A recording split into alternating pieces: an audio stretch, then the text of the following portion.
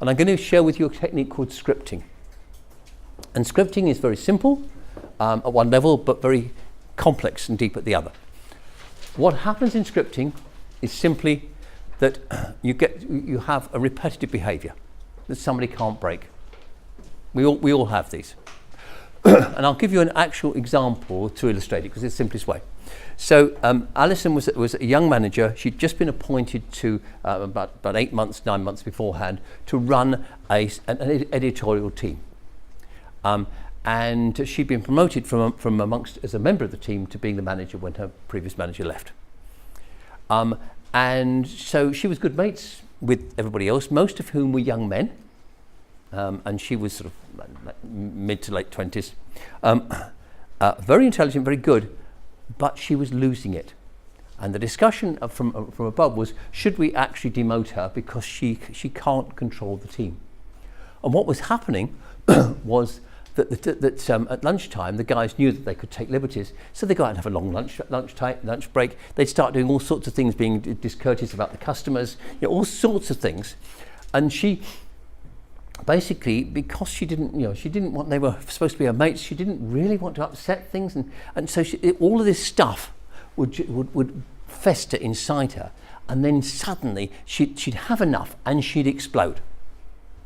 Mount Etna would go off, and so this clearly made her even less in control, and so it was brought for coaching to say, okay, or mentoring to say, okay, how can you help? What can we do? So the critical thing with scripting is you write down the history, the story from the beginning, so that when they rolled back drunk from the pub to the point where she blows up. And you have 3 columns: what they said, what she said, and what she felt. You can't put what they felt because you don't know. And so you've got a script, like a script in a play.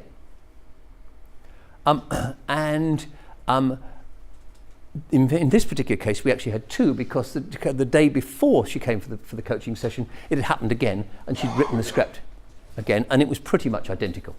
It's a bit like the arguments you have with your significant others or your children. They tend to go round and round the same. You know where it's going, but you can't stop the train. You know it's heading for the buffers, but it's going to happen anyway. So what we then did, we've got the script. You say, which bit of the script do you want to change first? And she thought about it, and she said, I want to change the ending, because that's the bit where it all goes pear-shaped. Okay, so what happens when you just before you get to the ending? What happens?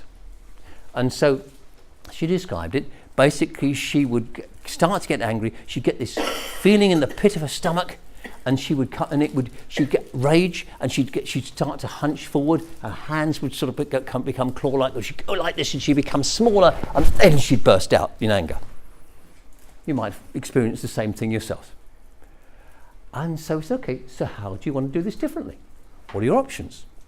And so we talked it through, and she came up with, as she feels the feeling in her stomach, instead of coming forward, she goes backward.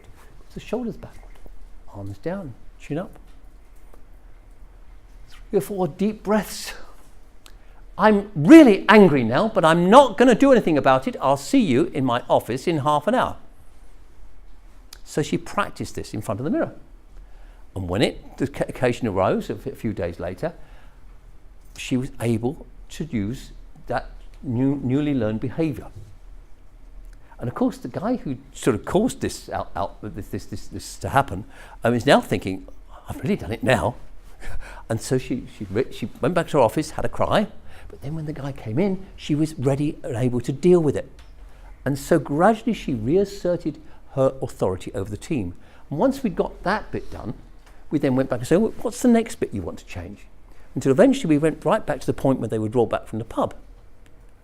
And she was able to tackle that issue as well. So bit by bit, in 3 or 4 sessions, we changed her behaviour from somebody who was being walked over by the team to somebody who was in charge of the team.